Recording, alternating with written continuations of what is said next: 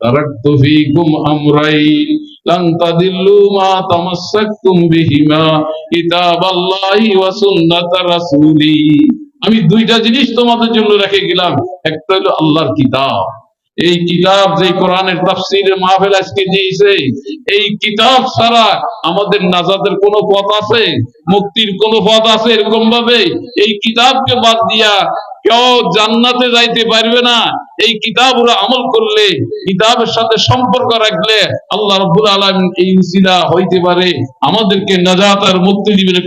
দুনিয়ার যত বাণী আছে, যত মানুষের তৈরি করা বাণী, বই, মতভেদ আছে, কোন মতভেদের দ্বারা শান্তি আর কামাইবে না। এরকম ভাবে ওই উলামায়ে কেরাম ছাড়া আপনাদেরকে এই কথা কেউ বলে? কোন রাজনৈতিক কথা বলে এরকম ভাবে ভাই আজ থেকে আমরা প্রত্যেকে কোরআনের উপরে আমল করবেন, আমরা 5 ওয়াক্ত নামাজ পড়বেন, আমরা মিথ্যা কথা বলবেন না, সুদ খাইবেন না, ঘুষ খাইবেন না? কোন দুনিয়া নেতারা বলে? বলেন তো, কি বলে? এরকম ভাবে বলে উলামায়ে কেরামরা, যাদেরকে আমরা গালি দেন, বিভিন্ন কথা বলে এরকম ভাবে সেই উলামায়ে কেরামরা বলবে, গালি দিলেও বলবে, আমরা বাঁশি দিলেও বলবে, যত কিছু বলেন তাদের দ্বীনের কথা, এই কোরআনের কথা উলামায়ে কেরামরা বলে যাবে এরকম ভাবে। আসুন এই কোরআনকে আমরা মজবুত করে ধরি।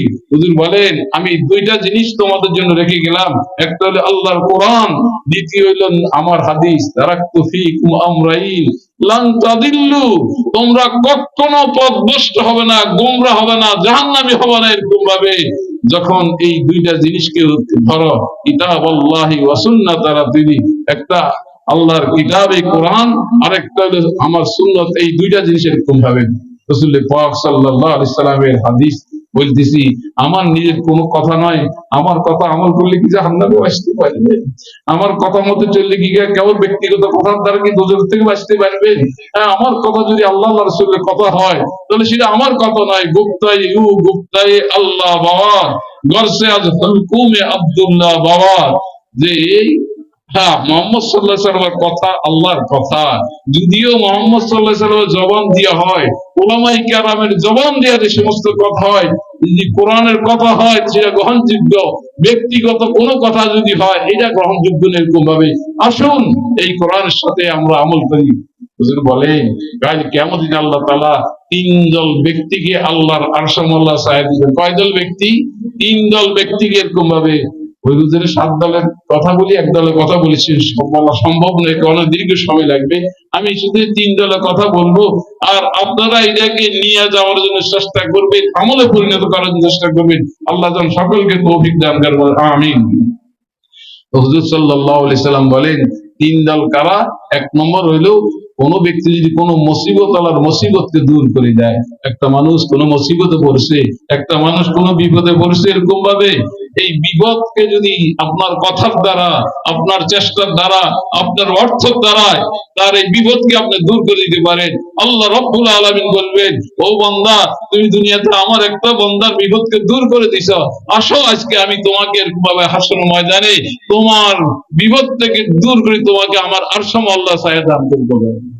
হযরত বাইজিদ বুস্তামি রাহমাতুল্লাহ আলাইহি বলেন, উনি যখন দুনিয়া থেকে ইন্তেকাল করলেন, আল্লাহর ওলি ছিলেন, মার দ্বারা তার অনেক কিছু বুজুর্গি সম্মান, তার উসিলা 5 লক্ষ পাদ্রী মুসলমান হয়েছে, বলেন সুবহানাল্লাহ।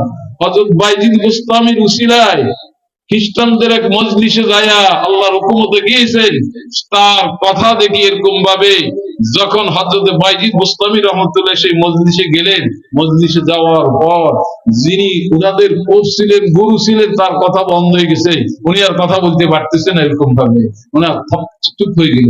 5 লক্ষ খ্রিস্টানরা বললেন, আরে গুরু, আপনার কথা কেন বন্ধ হয়ে গেল? আপনি কেন এখানে কথা বলতে পারেন না? এরকম ভাবে বলে, আমার মনে হয় এখানে একজন মুহাম্মদী ঢুকছে, অর্থাৎ মুহাম্মদ সাল্লাল্লাহু আলাইহি সাল্লামের একজন উম্মত এখানে ঢুকছে, যার ভয়ে আমার আজকে কণ্ঠ বন্ধ হয়ে গেছে, এরকম ভাবে আমি কথা বলতে পারতেছি না। গুরু, আপনি আমাদেরকে বলেন, আমরা তাকে এখনো তলোয়ার দ্বারা দুখণ্ড করে দিবে, এরকম ভাবে কেন আমাদের এই 5 লক্ষ খ্রিস্টানদের সমাবেশে ঢুকছে, এটা মুসলমানের মজলিসটা, এরকম ভাবে আজকে আমাদের কোরআনে মজলিস, একটা হিন্দু কেন ঢুকলো, একটা কাফের কেন ঢুকলো, আমরা এটা নিয়ে করবো। গুরু, আপনি বলেন কে ঢুকছে, বলেন। এরকম ভাবে বলে, আমরা তাকে কি করুন, দুখণ্ড করে দিই। বলে না, একটা মানুষকে যদি দোষ না থাকে তাকে তো করা যায় না, দোষী হইলে তাকে তো শাস্তি দাও, আর সে যদি দোষী না হয় তার কেন শাস্তি দিবে এরকম ভাবে? বলে তাহলে কে, তাকে বলেন। বলে ভাই মোহাম্মদী কে ঢুকছেন এখানে, একটু দাঁড়ান একটু ভাবে। হযরত বাইজিদ বুস্তামি রহমাতুল্লাহ আলাইহি এই লেবাস বাদ দিয়া খ্রিস্টানদের লেবাসে ঢুকছিলেন এরকম ভাবে, যার কারণে কেউ তাকে চিনতে পারেন না এরকম ভাবে। উনি দাঁড়ায় গেলেন, চিন্তা করলেন আমার হেফাজত করবে কে? আমি আল্লাহর দিন আল্লাহর হুকুম মতো এখানে এসেছি, আল্লাহ আমার দিলের ভিতরে ঢেলে দিয়েছে রাখার জন্য, কিন্তু আমাকে হেফাজত করবে আল্লাহ সুবহানাহু ওয়া তাআলা, তাহলে আমি কোনো আর ভয় করি না এরকম ভাবে। এরা মৃত্যু এদের হাতে না, মৃত্যু কার হাতে? আল্লাহর হাতে এরকম ভাবে দাঁড়ায় গেলেন। দাঁড়ায় গেছে, সব স্তব্ধ হয়ে গেল যে আপনি কিভাবে আসলেন? আল্লাহর হুকুম মতো আসছে এরকম ভাবে। তখন পাদ্রী বললেন, যাকে ঠিক আছে আপনি যেভাবে আসছেন তা আসছেন, আমি আপনাকে কয়েকটা প্রশ্ন করব, যদি আপনি আমার প্রশ্নের উত্তর নিজে বলেন আমরা আপনাকে নাজাত দিয়ে দেব, আর যদি আমার প্রশ্নের উত্তর আপনার না দিতে পারেন এরকম ভাবে, তাহলে আপনাদের এখানে হত্যা করা হবে, আপনাকে ছাড়িয়ে দেওয়া হবে না এরকম ভাবে। তখন প্রশ্ন আরম্ভ করলে এরকম ভাবে, তাকে প্রশ্ন করতে করতে ৬২টা প্রশ্ন করলেন। কয়টা প্রশ্ন করলেন? ৬২টা। ১ নম্বর প্রশ্ন করলেন যে কুকুরে কি বলে? এই যে কুকুরে ঘেউ ঘেউ করে ডাক দেয় না রাত্রে, কি কন? এই ঘেউ ঘেউ তো একটা অর্থ আছে, আছে কি আছে না? যদি আমরা বুঝি না এটার অর্থ কি, কিন্তু যাদেরকে আল্লাহ তাআলা অন্তঃকরণ দিয়েছেন, ওই দিল দিয়েছেন বুঝে, হযরত সুলাইমান নবী বুঝতেন, বিভিন্ন আউলিয়া কেরামরা বুঝতেন এরকম ভাবে। এখন সর্বপ্রথম প্রশ্ন করলে যে কুকুরে কি বলে, গেউ গেউ করে এরকম ভাবে, এর উত্তর দিয়ে এরকম ভাবে। এখন এটা তো আশ্চর্য কথা, কুকুরে কি বলে এটা কি আমি বলতে পারি এরকম ভাবে? বলে এরপরে ১ আছে যার ২ নাই, ২ আছে ৩ নাই, এইভাবে বলতে বলতে তার ৬২টা প্রশ্ন করলেন। আল্লাহর ওলি হযরত বাইজিদ বুস্তামি রহমাতুল্লাহ ৬২টা উত্তর সব এক এক করে দিয়ে দিলেন, এক এক করে সব দিয়ে দিলেন, সব স্তব্ধ। ৫ লক্ষ মানুষ চুপচাপ হয়ে গেলেন। শেষ পর্যন্ত বাইজিদ বুস্তামি বলে, আপনি তো আমাকে ৬২টা প্রশ্ন করছেন, আমি ৬২টা উত্তর দিয়েছি, আমি আপনাকে একটা প্রশ্ন করে উত্তর দিবেন কি? বলো হ্যাঁ বলো। ৫ লক্ষ মানুষ করলো, এটা ঠিকই তো, আপনাকে ৬২টা প্রশ্ন আপনি করেছেন, উত্তর দিছে গুরু। উনি যে একটা মুসলমানের এই মোহাম্মদ প্রস্তুত করলেন, উনি বললেন যে জান্নাত আর জাহান্নামের চাবি কি? এই প্রশ্ন করলেন, জান্নাত আর জাহান্নামের চাবি কি? কি কারণ জান্নাত আমাদের জাহান্নাম আছে কি আছে না? আমরা কি জান্নাতে যাই চাই না? এগে যাইতে জান্নাতে হাত উড়ান দেখি, আলহামদুলিল্লাহ, আল্লাহ কবুল করে বলা আমিন। কারণ জান্নাত তো তালা মারা, এই চাবি খুলতে হইব তো, তালা খুললে না খুললে কি যাইতে পারবে এরকম ভাবে? জান্নাতের চাবি কি? হযরত বাইজিদ বুস্তামি এই প্রশ্ন যখন পাদ্রীকে করলেন, পাদ্রী আর উত্তর দেয় না, চুপ হয়ে গেলেন। ৫ লক্ষ এই খ্রিস্টানরা পাদ্রীকে বললেন, আর গুরু উত্তর দেন না কেন এরকম ভাবে? আপনাকে ৬২টা প্রশ্ন করলেন, সে তো উত্তর দিয়ে দিয়েছে, আপনি কেন দেন না? বলে আমি এই জন্য দিতেছি না, আমি যদি উত্তর দিই তোমরা আমার একজনও পক্ষে থাকবে না, সব তার কাছে মুরিদ হয়ে যাবে এরকম ভাবে, তার কাছে ইসলাম গ্রহণ করে যাবে। বলে না, বলতে হবে এরকম ভাবে, না বললে আমরা মানি না। বলে ৫ লক্ষ যে তোমরা আছো, শুনো, জান্নাত আর জাহান্নামের সাবিল কলমা লা ইলাহা ইল্লাল্লাহ মুহাম্মাদুর রাসূলুল্লাহ, এই কলমা যে পড়বে আর ঈমান আনবে আল্লাহ তার জান্নাত দিবে, ঠিক না? কি কন? এই কলমা যে ছেড়ে দিবে এরকম ভাবে তার জন্য জাহান্নাম এরকম ভাবে। তাহলে কলমা পড়া দরকার আছে কিনা? কলমার সাথে সম্পর্ক রাখা দরকার আছে কিনা? কলমা অনুযায়ী আমল করেন। হুজুর সাল্লাল্লাহু আলাইহি ওয়াসাল্লাম বলেছেন, মান ক্বালা লা ইলাহা ইল্লাল্লাহ দাখালাল জান্নাহ, যে কলমা লা ইলাহা ইল্লাল্লাহ পড়বে সে একদিন জান্নাতে সে যাবে, কোনো সন্দেহ নাই এরকম ভাবে।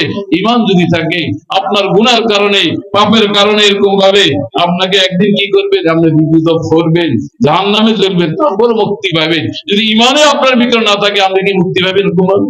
সে বাইজিদ বুস্তামি রহমাতুল্লাহ আলাইহি ইন্তেকাল করার পরে, উনি যখন ইন্তেকাল করলেন, বলতেছিলাম যে সাথে সাথে ৫ লক্ষ লোক খ্রিস্টানে দাঁড়ায়া হযরতে বাইজিদ বুস্তামির কাছে কলমা লা ইলাহা ইল্লাল্লাহ বলে মুসলমান হয়ে গেল। সুবহানাল্লাহ কইতেন না? সুবহানাল্লাহ কইবে। ৫ লক্ষ মানুষ কি জাহান্নাম থেকে বাঁচি যায় নাই? দোজখ থেকে বাঁচি যায় নাই? যদি খ্রিস্টান থাকতো আর ওই পাদ্রী অনুগত করতে জান্নাতে যাইতে পারতেন কোন বাদে? আলহামদুলিল্লাহ, হযরত আবু হানিফা রাহমাতুল্লাহ আলাইহি, যিনি আমাদের মাযহাবের ইমাম, তার জানাজা দেখি এরকম ভাবে কি বলছেন, ৯০,০০০ মানুষ খ্রিস্টান মুসলমান হয়ে গেছে। মুসলমানের জানাজার মতো এরকম সুন্দর জানাজা কি আছে? মুসলমানের জানাজার মতো অন্য জাতির তো জানা যায় না এরকম ভাবে। আলহামদুলিল্লাহ, এই বাইজিদ গোস্তামির কথা বলতেছি। বাইজিদ গোস্তামি রহমতুল্লাহ আলাইহি যখন নাকি ইন্তেকাল করলেন, ইন্তেকাল করার পরে এরকম ভাবে একজন তাকে স্বপ্ন দেখেন, ও বাইজিদ, আল্লাহ তোমার সাথে কিরকম মুআমালা করেছে, আল্লাহ কি তোমাকে মাফ করে দিয়েছেন? হযরত বাইজিদ গোস্তামি রহমতুল্লাহ বলেন, ভাই, আল্লাহ রব্বুল আলামিন যখন আল্লাহর হুকুমে আমি উপস্থিত হইলাম, আল্লাহ জিজ্ঞাসা করলেন, বাইজিদ, তোমাকে আমি যুগের শ্রেষ্ঠ ওলি তৈরি করেছিলাম, তোমার নাম পৃথিবীতে ছড়াই দিয়েছি, তুমি আমার জন্য কি আনছো এরকম ভাবে? আল্লাহর জন্য কি খাওয়া নিবে? আল্লাহ কি খাদ্য খায়? আল্লাহ খাদ্য খায় না, কিছু খায় না। চিন্তা করলে আমি আল্লাহর কাছে কি পেশ করব? চিন্তা করে শেষ পর্যন্ত বললে যে আল্লাহ, দুনিয়াতে আমি তোমাকে এক জানছি, দুনিয়াতে তোমার সাথে কাউকে আমি অংশীদার করি না, শরীক করি না এরকম ভাবে, অর্থাৎ তোমাকে ওয়াহদাহু লা শারীকা লাহু এক জানিছি। আল্লাহ রাব্বুল আলামিন তখন বাইজিদকে বলে, বাইজিদ উযকুর লাইলাতাল লাবন, ওই বাইজিদ তুমি দুধের রাত্রের কথা স্মরণ করো। হযরত বাইজিদ মুস্তামি রাহমাতুল্লাহ এক রাত্রে দুধ পান করছিলেন, ঠান্ডা দুধ, সকালবেলা পেটে ব্যথা হয়েছে। এখন ব্যথা হওয়ার পরে সে বলতে আরম্ভ করলো, আজকে ঠান্ডা দুধ পান করার কারণে আমার পেটে ব্যথা হয়েছে। আল্লাহ বললেন, ও বাইজিদ, পেটে ব্যথা দেওয়ার ক্ষমতা দুধের না আমার, পেটে ব্যথা দেওয়ার ক্ষমতা কার? আল্লাহ। অনেক সময় আমরা খানা খাই, আমরা দুধ খাই, অনেক যারা রাখাল আছে কত ঠান্ডা দুধ খায়, তাদের পেটে ব্যথা হয় না। কত বড় লোক এরকম ভাবে ভালো দুধ খেয়ে তার পেটে ব্যথা হয়ে যায় এরকম ভাবে। অনেক পোষা কাঠল খায় এরকম ভাবে, গরিব রিক্সাদার ভ্যান চালায়, তার কোনো অসুস্থ হয় না। আর একটা বড় লোক এরকম কাঁঠাল খাইছে, রাস্তার তার ডায়রিয়া আরম্ভ হয়েছে এরকম ভাবে। এখন ডাক্তার আনে, মিবি জানে কি কি স্যার আপনার কি অবস্থা হয়েছে বড় মিয়া, কি খাইছিলেন? কাঁঠাল খাইছিলেন। ও, ঘটনা তো এইটা, কাঁঠাল বদহজমি হয়েছে। ভাই, আপনার পেটে বদহজমি হয়েছে। আর যে এই যে বাইজিদ গোস্তামি রহমতুল্লাহ আলাইহি কে আল্লাহ রাব্বুল আলামিন যখন জিজ্ঞাসা করেছেন, জিজ্ঞাসা করার পরে এরকম ভাবে আল্লাহ রাব্বুল আলামিন কোন আর উত্তর নাই, তার ধাম বাড়িছে, আমার নাজাতে কোনো পথ নাই। আল্লাহ রাব্বুল আলামিন বলে, যাও বাইজিদ, তুমি চিন্তা করি না, তোমার একটা আমল আমার কাছে পছন্দ হয়েছে, যে আমল উসিলা আমি তোমাকে মাফ করে দিলাম এরকম ভাবে। সে আমলটা কি? এক শীতের দিন, এখন যে প্রচন্ড শীত, আমাদের যেরকম শীত লাগে, একটা বিড়ালের শীত লাগে না, একটা কুকুরের শীত লাগে, একটা বিড়াল এই খাতার মধ্যে মেরামত করতেছে লেফতলা যাওয়ার জন্য। বাইজিদ গোস্তামির দয়া হইলো, ওইটাকে খেতার তলে, লেফের তলে দিয়া দিল, তখন সে গরম হয়ে গেল। আল্লাহ রাব্বুল আলামিনের এই আমলটা পছন্দ। ও বাইজিদ, তুই সেদিন আমার একটা মাকলুক দয়া করছ, যার কারণে আমি আল্লাহ রাব্বুল আলামিন তোমার প্রতি দয়া করে আজকে তোমাকে মাফ করে দিলাম। একটা উসিলা তার এরকম ভাবে, আসুন খোদাই পাকের কাছে একটা উসিলা নিয়ে এরকম ভাবে মাফ পাওয়ার জন্য এরকম ভাবে। যখন আমার সময় শেষ হয়ে গেছে এই জন্য আমি আর আলোচনা করতেই পারতেছি না। আর সব আসলে আমি তো এই দেশে বিভিন্ন প্রোগ্রাম থাকি এরকম ভাবে। আজকে আপনাদের মাদ্রাসা, মসজিদের প্রতিষ্ঠানে মাহফিল, সমাজে উদ্যোগ, তিনটা উদ্যোগে মাহফিল। এই মাদ্রাসা আপনাদের এই প্রতিষ্ঠান আমাদের সন্তানকে মানুষ করার জন্য এরকম ভাবে এই দিনই প্রতিষ্ঠান, এই এলাকাবাসীরা আপনাদের এই প্রতিষ্ঠান হওয়ার দ্বারা কি লাভ হয়েছে না ক্ষতি হয়েছে এরকম ভাবে? যারা কোরআন পড়তে পারছে, এই কোরআন পড়ার দ্বারা সেটা যদি আলেম হয়, কাল কিয়ামতে আপনার নাজাতের একটা উসিলা হবে, ছেলেরা সুপারিশ করে আপনাকে বিয়ে এরকম ভাবে। আল্লাহ সুবহানাহু ওয়া তাআলা সংক্ষেপে আমি যে সমস্ত কথা বলেছি, ওলামায়ে কেরামরা আছে এরকম ভাবে, আল্লাহ আমাদের সকলকে যেন আমল করার তৌফিক দান করেন। আমিন। সুবহানাকাল্লাহুম্মা